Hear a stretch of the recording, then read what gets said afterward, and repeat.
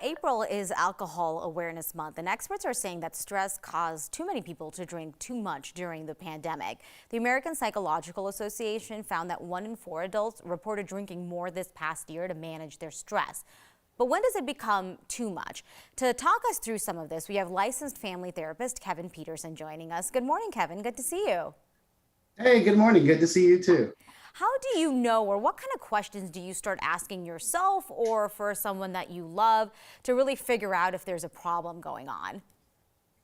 Well, there's generally three categories we tend to look for. And the first one is once you start drinking, can you stop or control the amount you're drinking? We always tell people it's not the 10th drink, it's the problem. It's really the first one. Then it's, despite any consequences you're having, are you always coming up with a way where you can justify it like, this time it's going to be different, or I'm not going to hang out with these guys, or I'm going to change brands. And then the last thing we look for is the refusal to ask for help despite any sort of consequences.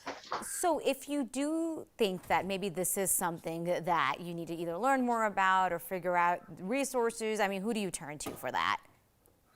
Well, it's interesting. In 2020, there was a study from the Stanford School of Psychiatry that actually said AA is the most effective method for abstinence. And the best part is it's free. But there are alternative programs like Smart Recovery, and there's faith-based programs. And then I would also always consider some therapy and consider some what we call an intensive outpatient program around substance abuse. Kevin, you were just talking about how sometimes there can be that resistance, right, to help or acknowledging if there is a problem. So how do you start that conversation with someone you love in a way that's going to actually be effective?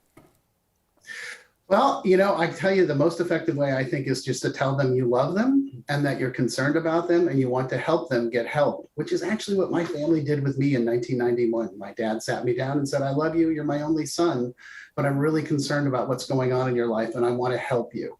And that actually saved my life.